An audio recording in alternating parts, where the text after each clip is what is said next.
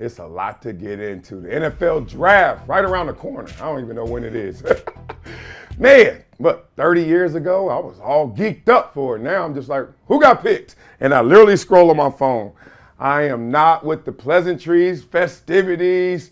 I don't even tune into it anymore. And that's not out of disrespect. That's just out of, I've been through that process enough to know that this don't mean that much. It's like, who gets who, who gets who. Everybody thought that Bryce Young was going to be better than C.J. Stroud year one. How did that turn out? So root for your team. I'm always excited to see what the Chargers do, the Bills do, Jaguars do, Cowboys do. God dang, ain't that many teams left. But you know what it is? Exciting to those who have to go through it. So I'm now going to reflect back on the times when I did get geeked up and when I did get drafted. But first, we're going to go to the pivot. Got my man Fred Taylor, got my man Channing Crowder, and my favorite, y'all know who he is, Ryan Clarke. They talking about the draft, and they're on there about to school up a little rookie from Washington. Y'all know who he is. Check this out. I knew I was going to be the first or second back taken. I didn't go to New York because I didn't want to be that guy in the green room looking like, damn. Right. I ain't drafted that. But luckily for me, I went ninth. So about an hour and a half into that part. Lex. I mean, Lex. Flex Fred. About an hour and a half. Well, actually, what we're going to do is we're going to cut the room off this way. Okay. Because if we're talking about the draft, and we just paying our seat back because anytime somebody comes on the show that has won a Super Bowl, he cuts the room off. Okay. And just kind of line himself up with that person. Okay. Now we're talking about experiences. We're going to cut it off this way. He went to Chuck E. Cheese. We love RC. You know what I'm saying? Stop playing. We'll get back to that. I just say because I didn't want to be like, I was just like, damn, I'm scared and nervous. And then Channing had an experience where he was projected to go from 20th to 32 to the Patriots, and I ain't go to 70. So I was drafted first round, All-American, everything, first round, and I got arrested a couple times. Okay, so they got you know, I had a little less structure than you have. Right. But and injuries and stuff, and I went third round. So I'm sitting there watching the first round, jacked up. We out there fishing. I got this thing on. I got my homeboys out there. We drinking. We having a good time. And then 32nd, the Patriots pick because they won the Super Bowl the year before. And I didn't go first round, and that shit crumbled me. Right. Fuck that, man. Let's go home. Yeah. Got up and whatever. You know what I'm saying? Right, so to Freddie's point, like that experience, are you ready for that? I don't know what that stress is gonna be. He ain't wait till 9. This motherfucker waited a week and a half. I had to wait, bro. I think the draft started at noon back then. I didn't get drafted till like 8:30 at night. So I had to go through 8.5 hours. Wow. That was the first 3 rounds. Oh, they did the same day. Okay. 8.5 hours I waited to get drafted. All right, so y'all know he's schooling up Washington's receiver, Romeo Dunze, who's about to be somebody else's receiver, I guess, right? Now, there's a part of him probably sitting there like, man, y'all old heads, shut up. I know what's going to happen. I'm going to get drafted somewhere because sometimes cats already got perspective. But a lot of times, no matter what perspective you have, being in that moment, those emotions, you know, it hits different. So for me, I got a blend of all of those dudes. Like I got a blend of a little Ryan Clarke, got a little Channing Crowder, and I got some Fred Taylor, all in my one draft experience. Let me break it down. So, you know, going to Columbia, coming out, I was undrafted in terms of the prospects going into my senior year. I wasn't on the list. Like at the bottom, it was like undrafted free agents. And in that list, I wasn't even on the first one.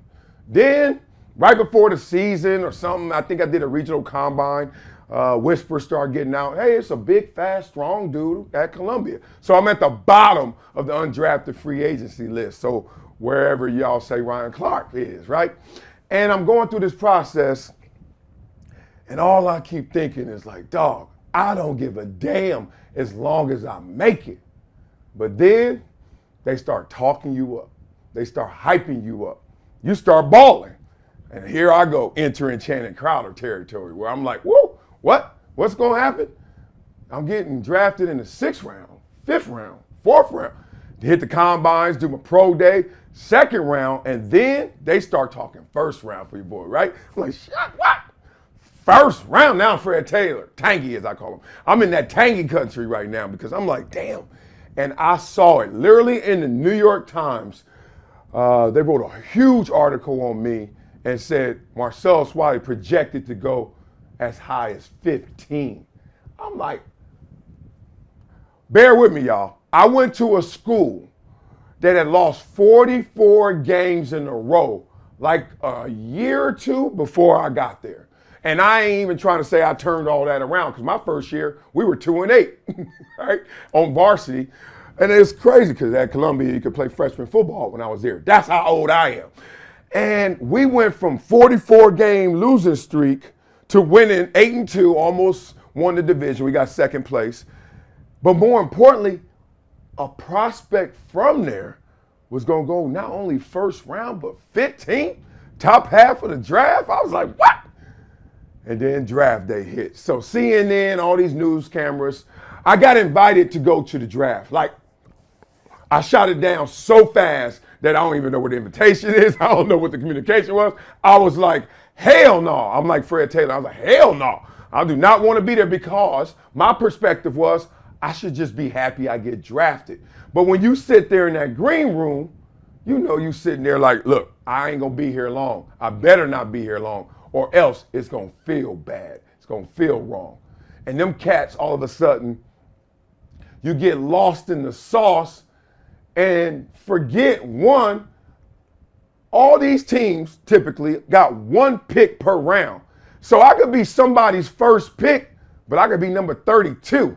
And as Shannon said, dog, pick 32, old school draft, 10 minutes between picks or whatever it was, that could take hours. So for me on my draft day, I'd say, nah, I'm staying at home. I'm be in my old school apartment. Tostitos everywhere. We got the little celery tray. We good. And I'm sitting there, family there, friends there, ex-girlfriends there, because now it's about to change. And, the homies, everybody, we deep in the apartment. And CNN interviewing me, all these news networks interviewing me before. And how you feel? Because they thinking I may go 15. Time elapses. Pick 1, I think it was Orlando Pace. Duh. Pick 2, like Sean Springs, all that. They going through the order we all know. Like, come on, dog. I ain't going before them dudes, right? And then they get around 15. And the reason I bring this story up is because people can talk you into something you didn't even want in the first place. Of course, I wanted to be the first pick of the draft, but I knew realistically that wasn't happening. So I was fine with it. But if they had talked me into, you may be the first pick of the draft, all of a sudden I done reshape my expectations, not around what I want or what I think, but what they think, right? Peep game. So 15 hits, and I'm trying my damnness to act like it's pick number 1, like whatever, as long as I get drafted. Remember how I started? When 15 went by, it felt like I was crushed. And I was like, I had to slap myself internally. This is all, nobody knows this. This is all me inside. Like, why you disappointed, bro? They on pick 16, 17. Why you disappointed?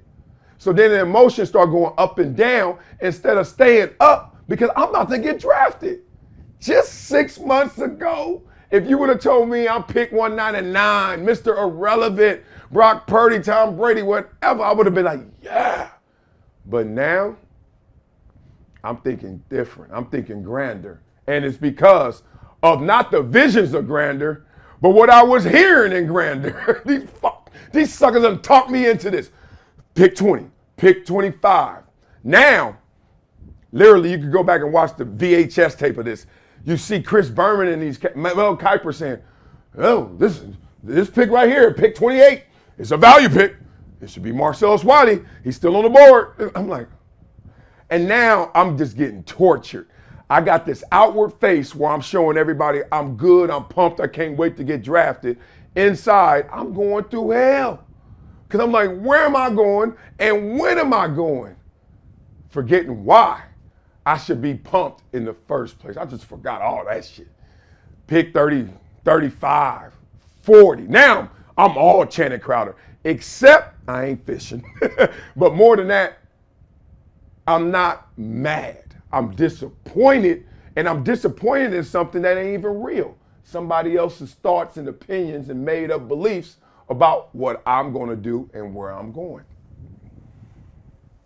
Round pick 50, I'm not lying, y'all. I start going to sleep, dozing off. No lie. When I got drafted, I wasn't fully awake. Pick number 52. I was alert, but not fully awake because I was like this, kind of chilling. And this is the awkward time where everybody looking at you, but not looking at you because they checking on you, but then they don't want to put that more pressure on you, right? And it's like 51, 52. And all I remember is looking at the screen and I heard, all right. And that's my dad, the man of few words, right? But he said, all right. And I'm like, what? And then the phone rings. Like, I ain't even get the call before. I think I got the call after we saw my name. And it was John Butler, rest in peace, the general manager of the Buffalo Bills. Hey, want to be a Buffalo Bill? Yes, yes. I'm like, right. I don't recognize the voice. Ends up being one of my favorite people in this world ever to this day. So I'm like, yes, yes. He's like, all right, I want you to talk to your coach. And he gave me the phone. He gave the phone to Marv Levy. Now, everybody know Marv Levy voice. Hey, Marcellus, how are you? I'm like, that's that Marv Levy. And Shannon didn't want to be around his boys and hang anymore and fishing, and that's what he did. And you know what I did? I got geeked up. I got back to where I was before I went on that roller coaster ride of projections.